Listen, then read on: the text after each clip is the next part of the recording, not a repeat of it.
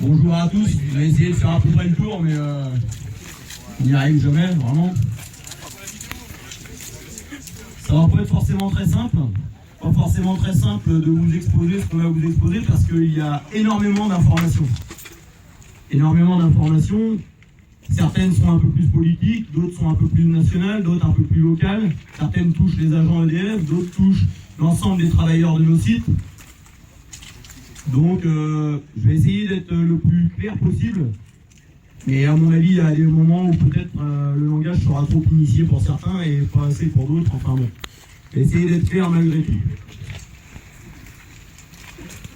Ce qui rend l'exercice compliqué aussi, c'est qu'à mon sens, et au sens de la fédération syndicale, la CGT, la situation est très grave. On ne peut pas être alarmiste, ni vous inquiéter de trop, mais sincèrement, nos entreprises sont en train de se préparer à vivre un tournant. Alors on va faire un tour d'horizon national. Donc initialement, le mouvement du 4 novembre, c'était en soutien à nos collègues hydrauliciens, la production d'hydroélectricité. Donc le renouvellement des concessions qui exploitent et qui gèrent ces modes de production, eh bien il vit des grandes tourmentes. Aujourd'hui, l'Europe est en train de mettre en place une injonction de mise en demeure de l'État et donc de l'entreprise EDF, comme l'État est encore actionnaire majoritaire de l'entreprise EDF, pour qu'on ne puisse pas se positionner. Quand je dis on, qu'EDF ne puisse pas se positionner sur les appels d'offres. Ça veut dire clairement l'Europe et l'État, en acceptant cette décision, prive EDF de faire partie du secteur de l'hydroélectricité. Pour un choix qui est normalement censé faire une concurrence un peu plus loyale, c'est un peu contradictoire. Donc nos collègues hydroélectriciens vont sortir du groupe EDF, avec tout ce que ça comporte. C'est bien pour ça qu'on souhaitait être en soutien aujourd'hui avec eux. Ça, c'était le départ. Seulement l'actualité, nauséabonde, fait qu'il n'y a pas que les hydrauliciens qui sont touchés dans le champ de l'énergie. On va faire un point moyen de production par moyen de production. On va commencer par le fuel. Alors aujourd'hui, à la tête de nos boîtes, on a des financiers, l'appui des patrons. Ces financiers, ils font des savants calculs. Et ils nous ont expliqué qu'on ferait 500 millions d'euros d'économies si fin 2016, tout le parc fuel, était rayé de la carte française. Alors ils s'appuient sur quoi pour faire ces calculs? La baisse de notre notre surcapacité de production. Et donc en baissant cette surcapacité, on raréfie le produit et on fait monter les coûts. Voilà, donc des coûts de gestion moindres, et puis par contre des rentes financières plus intéressantes parce que le prix augmente. Ça, c'est des stratégies de financiers. Je ne suis pas un spécialiste, mais je commence à appréhender un peu leur combine à 2 francs. Alors bon, on est dans une entreprise où les patrons ont soi-disant encore une dimension sociale. On leur connaît très bien cette dimension sociale. Ils ont dit qu'ils ne pouvaient pas faire ça comme ça.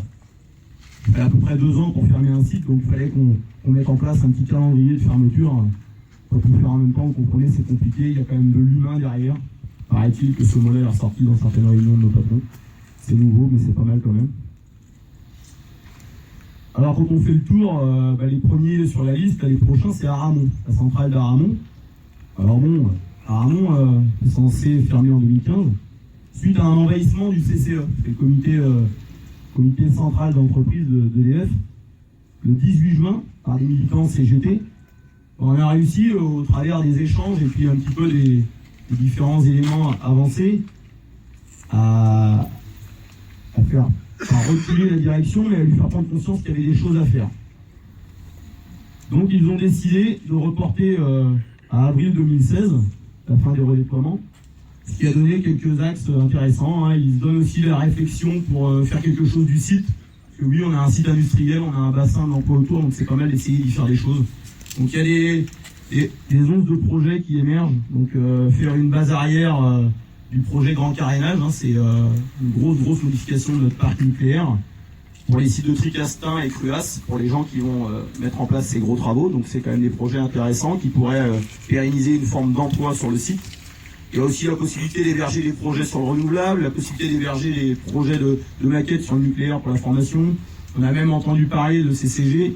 Rien n'est écrit, rien n'est entériné, mais n'empêche qu'au moins, aujourd'hui, grâce à l'action des militants, on se pose des questions et nos directions s'autorisent à envisager quelque chose sur ces sites. Donc c'est intéressant pour les gens qui y travaillent, quand même. Ils se sont aussi engagés, suite à cette confrontation, parce qu'on peut parler comme ça, à nous donner un peu plus de visibilité sur l'avenir du fioul, donc je vais y venir après. Et puis ils se sont engagés également à retravailler les projets d'accompagnement des gens qui vont devoir quitter ce site.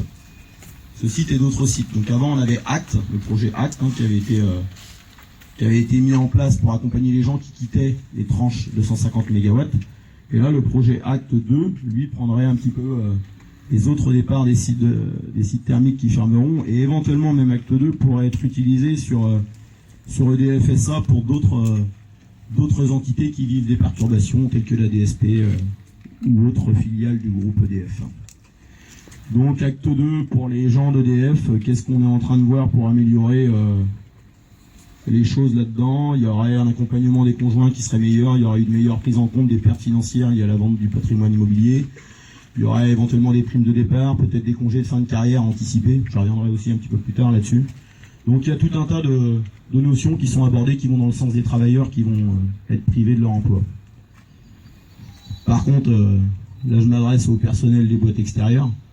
Sachez bien que nos employeurs, ils n'en ont rien à foutre des boîtes extérieures, parce qu'il n'y a pas de boîte extérieure. Les gens qui, eux, vont perdre leur emploi sur ces sites-là, sur le site d'Aramon, eux, il n'y a que dalle pour eux.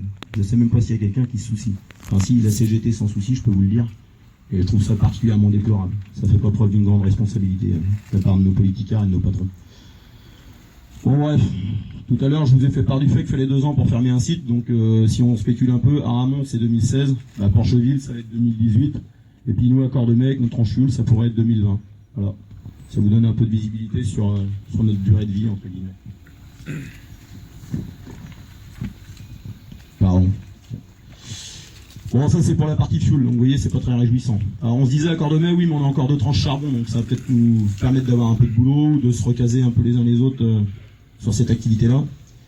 Bah, pas forcément, parce qu'aujourd'hui, dans notre beau pays français, sous la houlette de Ségolène Royal, on a tout un petit groupe de personnes qui veut jouer les bons élèves d'un point de vue écologique. Alors en plus, bon, vous comprenez, il y a les élections présidentielles qui arrivent, il y a la COP 21, donc le rassemblement du 30 novembre au 9 décembre de tous les présidents des différents pays du monde. Ils se rassemblent à tous ces intelligents pour réfléchir à des stratégies pour sauver la planète et mettre en place des choses environnementales qui vont sauver la planète. Donc forcément que dans cette réunion, la COP 21, qui va se tenir à Paris, la France va chercher à montrer qu'elle est le bon élève. Donc je présume que ce qu'on va proposer, les engagements qu'on va prendre, vont être un calque du projet de loi de transition énergétique. Vous savez, il y a eu déjà des mouvements sur la transition énergétique, qui n'est d'ailleurs pas un projet écologique tel que le titre veut bien le dire, c'est purement financier. Purement financier, il n'y a rien d'écolo là-dedans. Je peux vous dire que quand on regarde les différentes grandes lignes de ce projet de loi de transition énergétique, c'est la casse du service public et la casse de nos garanties collectives, c'est-à-dire du statut des IEG, des industries électriques et gazières. Après, la visée environnementale, on ne la retrouve pas, il y a même des sacrées contradictions là-dedans. La seule et la première que je vais vous citer, c'est que le plus gros pollueur qui est bien les transports dans notre pays, comme partout ailleurs, ne figure pas dans le projet de loi de transition énergétique.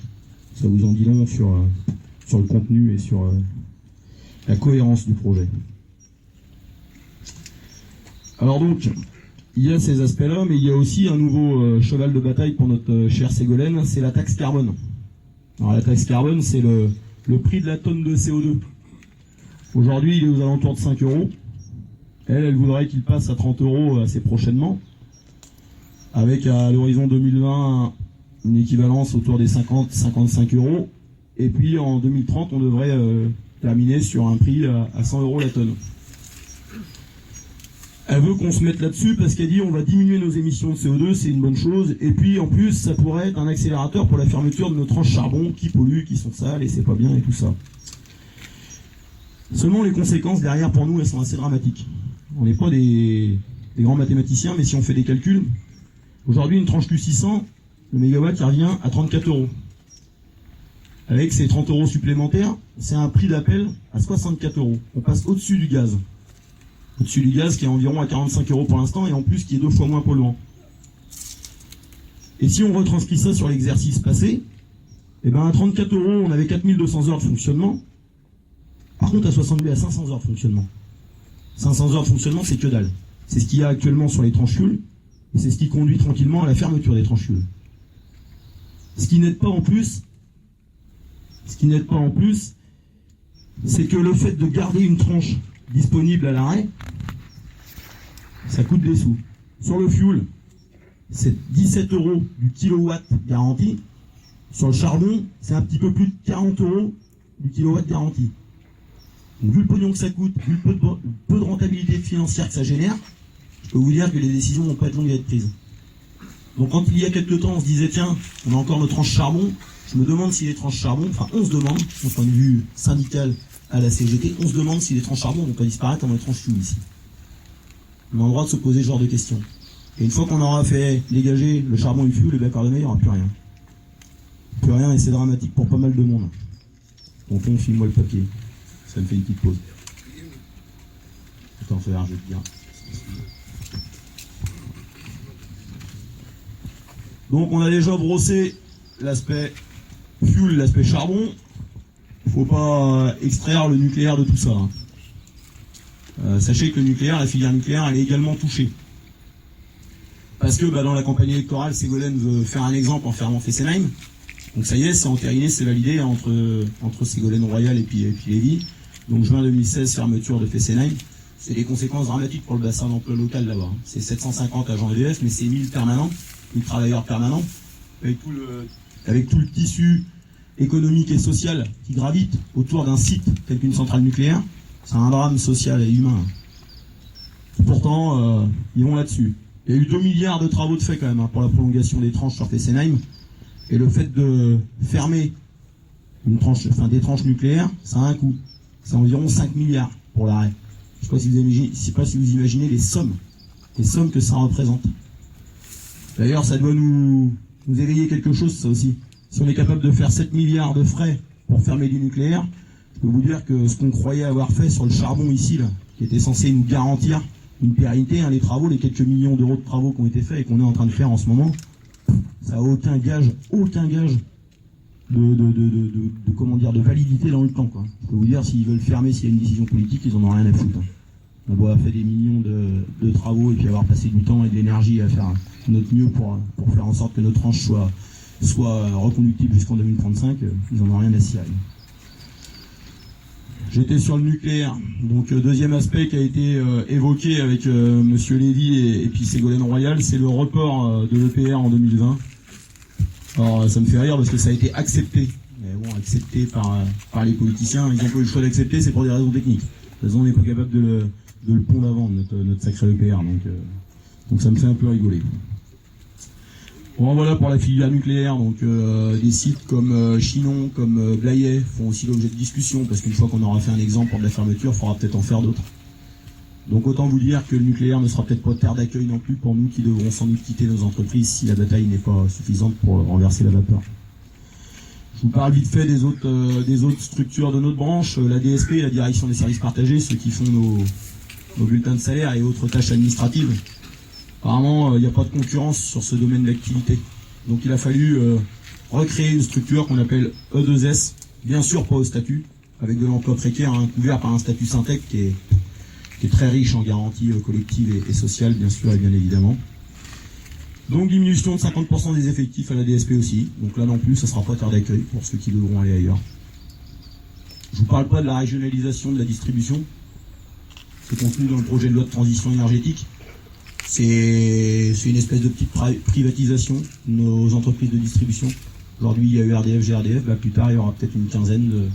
Si on se calque sur les régions administratives, il y aura peut-être une quinzaine de distributeurs d'électricité, une quinzaine de distributeurs de gaz. Avec à la tête un petit capitaliste ou une collectivité locale qui aura un objectif de rentabilité financière. Donc c'est la fin du tarif unique et régulé. Un des fondements quand même de notre service public de l'énergie, de l'après-guerre, c'est un tarif unique et régulé, pour qu'il y ait une équité sociale, que tout le monde paye le même prix, l'élec, sur notre pays. C'est quand même quelque chose qui est plutôt simple. bah là ils mettent ça à mal. Donc c'est déjà le cas pour les employeurs aujourd'hui. Faut savoir que pas les employeurs, les professionnels ont été contraints de sortir de la partie réglementée et donc d'aller renégocier leurs tarifs en électricité. Donc là encore, pour le petit patron qui se bat pour sauver sa boutique, je pense qu'il a forcément le même poids pour aller négocier des prix intéressants que la grosse multinationale. Donc là, en termes d'équité sociale, c'est assez fort pour les pros. Et ben, on va y venir tranquillement, avec la régionalisation de la distrib, pour les usagers, pour donc les particuliers que nous sommes. Donc c'est une vraie catastrophe. Et ça ne devrait pas donner des orientations environnementales. Quand on ne pourra plus payer son énergie dans les milieux retranchés, on ira surpeupler et surpolluer les villes qui y sont déjà. Donc pour quelque chose qui est censé faire de l'écologie, je pense qu'on est bien contradictoire aussi. Je sais c'est long, ça fait beaucoup d'éléments, mais il faut en passer par là pour qu'on comprenne après derrière les conséquences sur le local pour nous. Alors autre structure de nos entreprises, la CCAS, nos activités sociales.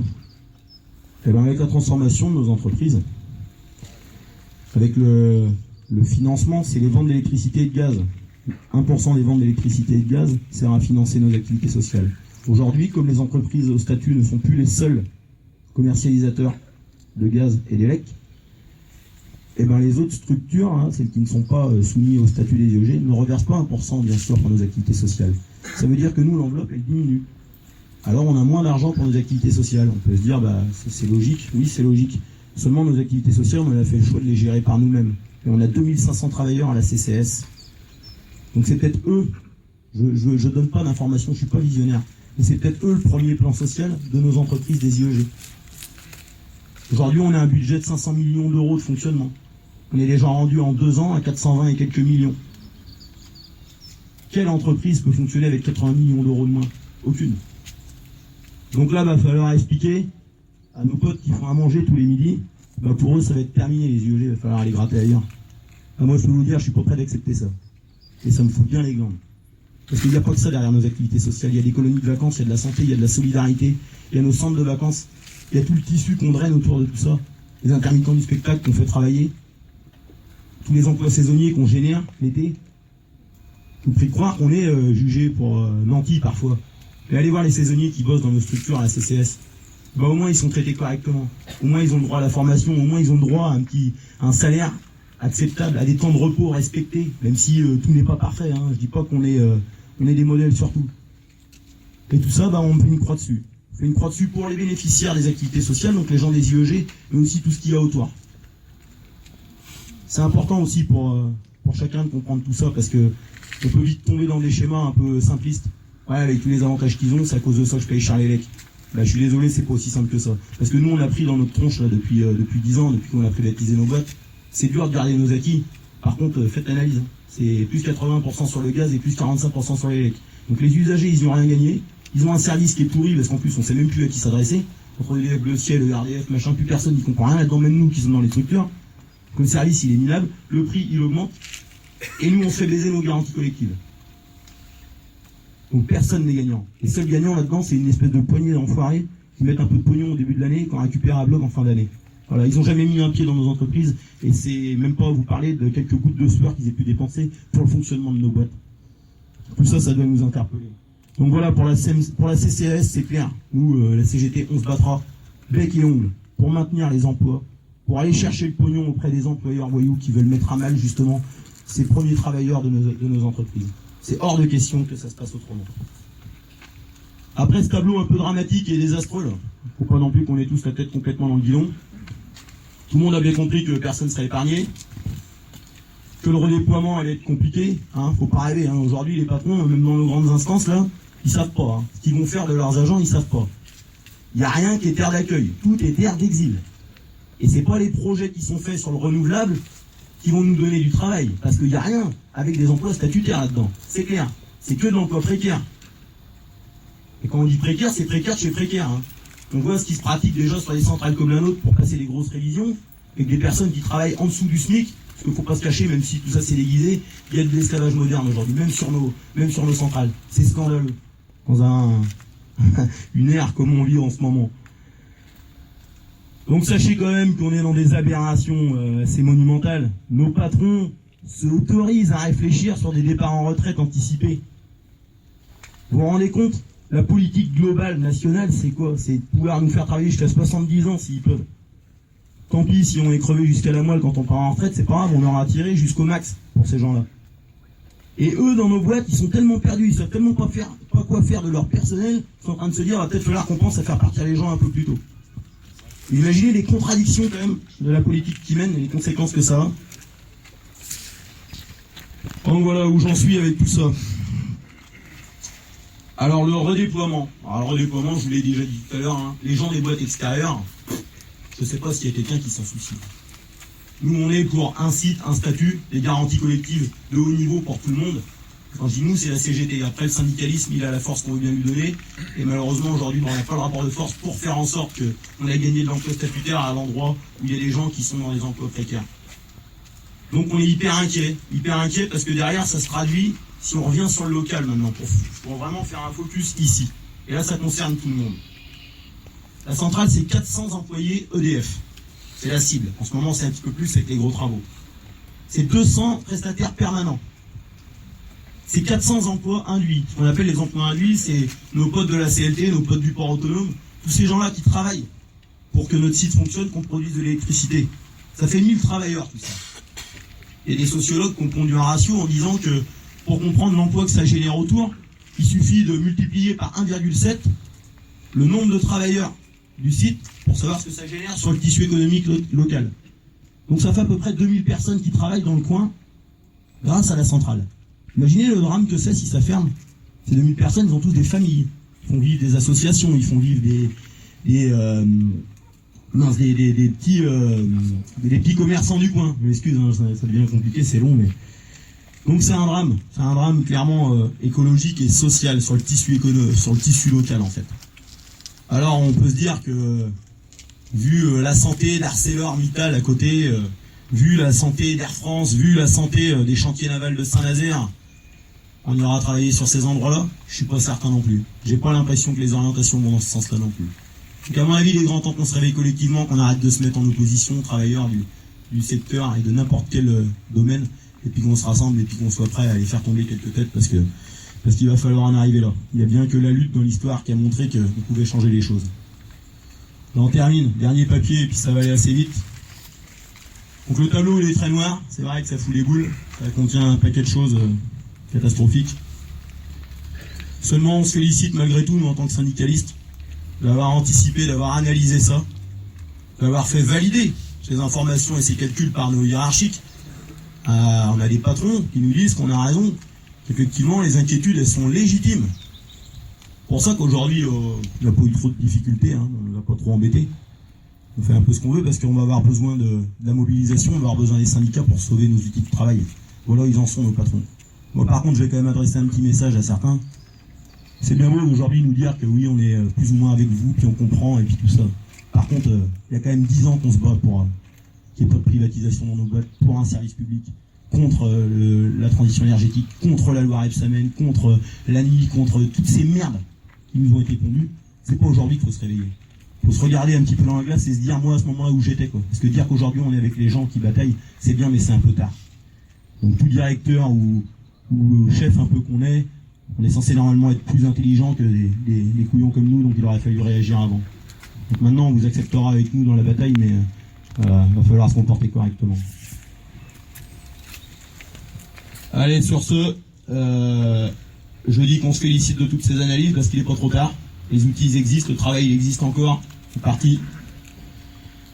Donc nous, notre cheval de bataille maintenant, ça va être d'aller exposer aux élus locaux toutes les conséquences des lois de merde qui sont en train de pondre, conséquences dramatiques hein, pour l'emploi, pour le tissu social. Donc ça s'est fait déjà. Les organisations syndicales ont des fois le droit de rencontrer quelques élus, puis on compte bien de toute façon à les s'imposer. Parce que s'il y a la mobilisation derrière les organisations syndicales, elles ont tout pouvoir. C'est bien ça qui donne de la force aux élus. Hein. Donc s'il y a du monde derrière nous, si le rapport de force est là, il n'y a pas de problème. On va les contraindre à nous recevoir, et surtout derrière, on va les contraindre à nous écouter. C'est bien par ça que ça passera. Et puis deuxièmement, on va leur proposer des projets. Parce qu'on n'est pas que dans la bataille, on est aussi dans la proposition. Il y a des choses possibles. La biomasse, les déchets ménagers, le charbon propre, le captage de CO2, il y a plein de choses possibles. Si on veut faire en sorte que l'emploi il soit pérenne sur un site tel que celui-ci, il y a plein de choses possibles et imaginables qui vont dans le sens de l'environnement, qui vont dans le sens du travail et de l'emploi local. Donc on ira proposer des choses et on n'est pas trop habitué à l'exercice, mais on va faire en sorte de mettre nos cerveaux en éveil pour ça. Maintenant, sachez bien que ça passera par une seule chose, c'est la bataille. L'histoire l'a montré. L'histoire l'a montré. C'est quand il y a le rapport de force, quand les gens sont rassemblés, avec leurs différences, qu'on arrive à avoir des vrais progrès sociaux, des vraies avancées sociales. Le reste, je peux vous dire, c'est vraiment de la connerie.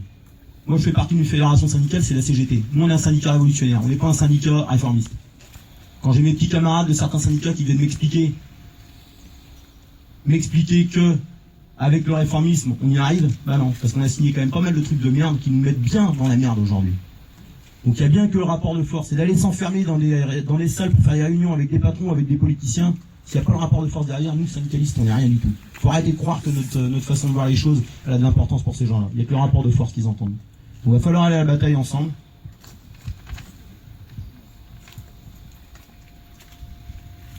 Et c'est à peu près tout ce que j'avais à vous dire. Il va falloir aller à la bataille ensemble. Il va falloir être sur vraiment une lutte collective. Être rassemblés, arrêtons de nous diviser entre nous. Il y en a qui opèrent assez comme ça pour aller sur ce schéma-là, les patrons notamment. Donc soyons rassemblés, déterminés et défendons notre site de travail et nos emplois. C'était votre CGT local qui reste évidemment à l'écoute de tous les travailleurs du site. Tous les travailleurs du site. Et qui se battra à vos côtés. Voilà. Merci de votre attention et pardon pour la longueur.